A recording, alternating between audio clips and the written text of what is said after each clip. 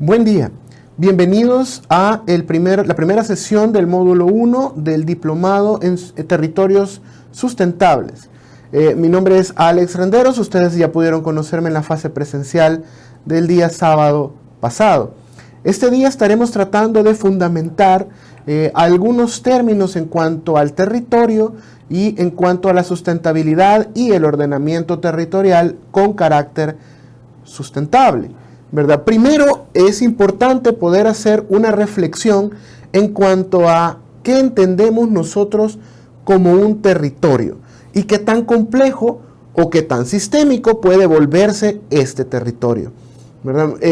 Seguro ustedes tendrán sus propios conceptos que espero podamos compartir en los foros o en el primer foro de la sesión 1 que encontrarán en esta misma plataforma. Pero por de pronto, comentarles que un territorio no solamente es aquella representación gráfica que podemos ver en un mapa, ¿no? Un territorio es una construcción social, ¿no? Una construcción social que viene de un proceso histórico, es decir, hay una cantidad o una variedad de eventos que suceden entre personas y en la relación de las personas con el ambiente que históricamente van construyendo una línea de tiempo y definen características homogéneas que pueden llegar a determinar un territorio. Por tanto, podemos decir que un territorio es un proceso social, ¿verdad? Es decir, es esta capacidad que tenemos para relacionarnos con las personas en un espacio determinado y apropiarnos de ese espacio. Por tanto, si es un proceso social, si depende eminentemente de las personas, un territorio no es estático, porque las personas tienden a generar nuevas necesidades, tienden a promover o a fortalecer nuevas redes, nuevas relaciones y a, por tanto, fortalecer mejor sus capacidades. Por tanto, el territorio no es estático ni permanecerá estático.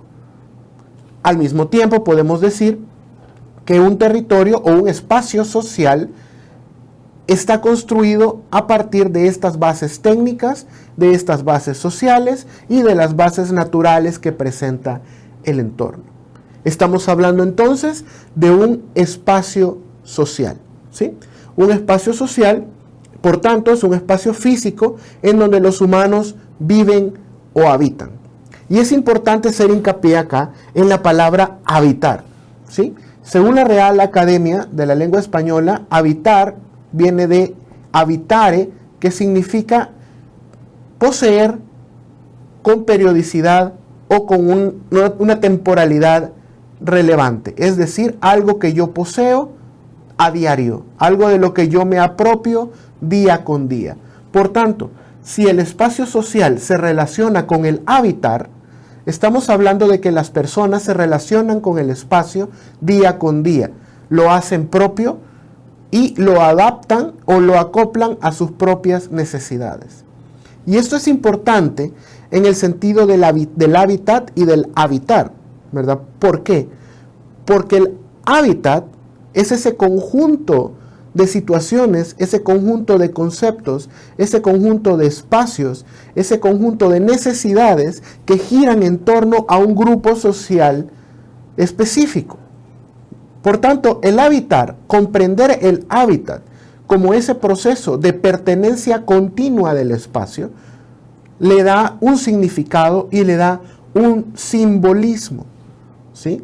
Puedo poner un ejemplo. Dentro de lo que ustedes pueden vivir en sus municipios o incluso más puntualmente en sus viviendas o en sus colonias, ustedes tienen espacios que ustedes pueden identificar como espacios productivos, por ejemplo, la tienda de la colonia o un espacio lúdico, por ejemplo, el parque de donde viven. También el espacio que a ustedes les transmite un resguardo, que incluso puede ser su mismo hogar. Y así como eso, existen una cantidad de espacios que ustedes le agregan un simbolismo. Si a esto lo mezclamos con el devenir histórico de la construcción del espacio social, el territorio o el espacio adquiere otra condición más profunda, ya que la gente o las personas que habitan este espacio social asocian ciertos espacios con ciertos procesos históricos, ¿verdad? Así tenemos plazas relevantes, por ejemplo, en el Centro Histórico de San Salvador, en el cual han pasado una cantidad de eventos importantes que lo han marcado y lo han definido como un hito en la ciudad. Igualmente, dentro del espacio social hay hitos importantes, puede ser una plaza, puede ser una esquina, puede ser un árbol, ¿verdad? Puede ser un lugar de relevancia para la comunidad. Y esto comienza a definir y comienza a darle un valor intrínseco al espacio social, ¿sí? Entonces podemos decir que hay un espacio social que podemos identificar desde este video y en primera instancia, que es nuestro barrio, nuestra colonia, ¿verdad? Comprender a este espacio social como este lugar donde transitan y donde hay interacción entre las diferentes personas. Hagamos ese ejercicio. Tratemos de definir a esas personas que también habitan nuestro espacio social. En este sentido tenemos posiblemente a una persona que nos apoya en ciertos momentos, un albañil, por ejemplo, que trabaje dentro de nuestra comunidad, o a un carpintero, algún zapatero, algún panadero. Siempre hay alguien que juega un rol importante dentro de este espacio social, y esto es importante comenzar a reflexionarlo y comenzar a atarlo desde este momento en el que solamente estamos definiendo un espacio social que no tiene delimitado un espacio físico. Porque hasta dónde llega mi barrio, o hasta dónde llega este espacio familiar o este espacio de relaciones humanas que yo tengo con el entorno. ¿Llegará hasta el lugar donde vivo? ¿Llegará hasta el lugar donde trabajo? Todavía no tenemos ese marco espacial, ¿verdad?, que define una zona o un área para poder establecer un territorio. Sin embargo, sí podemos definir 3 factores importantes que pueden marcar o que pueden delimitar conceptualmente un espacio social. Lo primero es la vivencia, que es lo que hemos estado hablando hasta el momento. Todo lo que yo poseo, lo que yo habito, lo que yo contengo de manera periódica y lo que yo reconozco que tiene una connotación que puede ser buena o una connotación que puede ser mala. Esa es la vivencia, es personal. Luego hay otro concepto generador del espacio social que es el recuerdo. Y el recuerdo ya no viene dado solamente por lo que yo he vivido, sino también lo que mis padres o mis abuelos han vivido, lo que ellos recuerdan de ese espacio y que es transmitido de generación en generación hasta considerarse o conformarse o consolidarse como un hecho que marca un espacio o que marca un grupo poblacional. Ese es el recuerdo. Y por último, el conocimiento. Y con el conocimiento quiero hacer una aclaración, ya que puede dividirse en 2 grandes formas de estudiarlo. Por un momento, el conocimiento del espacio físico que me rodea. Ustedes pueden seguir haciendo el ejercicio de tratar de reconocer o de conocer su territorio o su espacio vital o su espacio social. Donde hay una quebrada, donde hay una finca posiblemente, donde hay un espacio productor de algún bien, ¿verdad? Donde puede haber una tienda, donde puede haber una farmacia. Ese es el conocimiento físico. Pero también existe el conocimiento técnico o el conocimiento especializado. Es decir, aquellas singularidades que le dan al territorio o al espacio social una connotación única. Esto podemos definirlo como aquellos productos que se realizan localmente y que adquieren un valor incluso fuera de este espacio social. Podemos hablar de artesanías, podemos hablar de comida, podemos hablar de alguna bebida típica, podemos hablar de alguna serie de productos que se fabrican única y exclusivamente en ese espacio social, en esa localidad. ¿Por qué? Porque existe el conocimiento, que incluso se denomina como conocimiento ancestral, es decir, el conocimiento que nos es heredado para poder explotar los recursos de ese espacio social. Entonces, por un lado tenemos la vivencia, por otro lado tenemos el recuerdo y por otro lado tenemos el conocimiento como esta capacidad para producir y para promover nuestro espacio social natural a partir del conocimiento de cómo explotarlo o de cómo trabajarlo. Sin embargo, todavía no hemos llegado a definir un territorio, sino que esto sirve solamente como base para reflexionar sobre el espacio y las personas que habitan este territorio o este espacio social.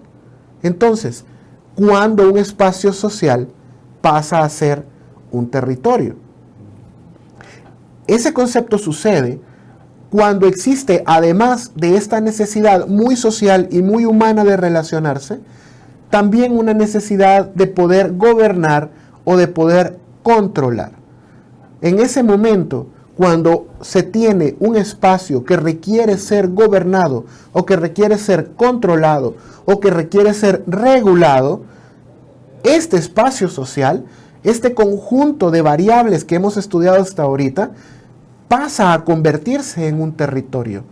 Cuando nosotros logramos comprender que este espacio tiene límites claros a partir de características específicas. Puede ser que haya un territorio que recorra la ribera de un río y que sea el río el límite de ese territorio. Puede ser que haya un territorio que dependa de la actividad costera y por lo tanto se definirá ese territorio en función de la franja costero-marina. Puede ser que haya un espacio de protección natural que esté definido por una especie en particular y que sean los límites hasta donde crece esa especie, los límites del nuevo territorio, y que pasará a ser gobernado o controlado o regulado por una institución. Por tanto, el territorio pasa de ser un espacio social a un proyecto político. En este sentido, no todos los espacios sociales son territorios, pero todos los territorios comprenden espacios sociales. ¿Cuál es el territorio entonces de la municipalidad o de la localidad de donde tú vienes? Por favor, recuerda compartirlo en los foros. Sin embargo, cuando ya nos referimos al proyecto político, siempre se encuentra la pregunta de ¿cuáles son los límites espaciales de un territorio? ¿Cómo logro generar la concepción de que mi espacio o mi proyecto político tiene límites? Y esto es muy importante cuando tratamos de definir el área o la extensión de nuestro territorio. Y aquí es donde entran en juego unas herramientas muy útiles que son los mapas. Los mapas son la definición clara o la definición más clara de un territorio, por lo que define términos especiales. ¿Sí? Estamos hablando de que cuando nosotros vemos un mapa, estamos describiendo de manera gráfica un territorio. Hasta acá todo parece bastante simple, pues los problemas del territorio son, podrían decirse, homogéneos, pues responden a un grupo social determinado. No se malinterprete la palabra homogéneo al pensar de que todos sufren del mismo problema, sino que todos tienen un problema con un origen común, que es el espacio que construye el territorio. En este sentido, se hará una reflexión más adelante de la fusión o del traslape que pueden generar los territorios. Es decir, los problemas que se generan en un territorio no deben por qué solucionarse únicamente con los bienes y únicamente con la tecnificación o con los recursos del mismo territorio, sino que puede haber un territorio que pueda complementar los problemas o las situaciones o bien potenciar el valor de un territorio inicial. Entonces es donde estamos hablando de una organización, tema que hablaremos más adelante. Entonces, ¿cómo se construye el territorio?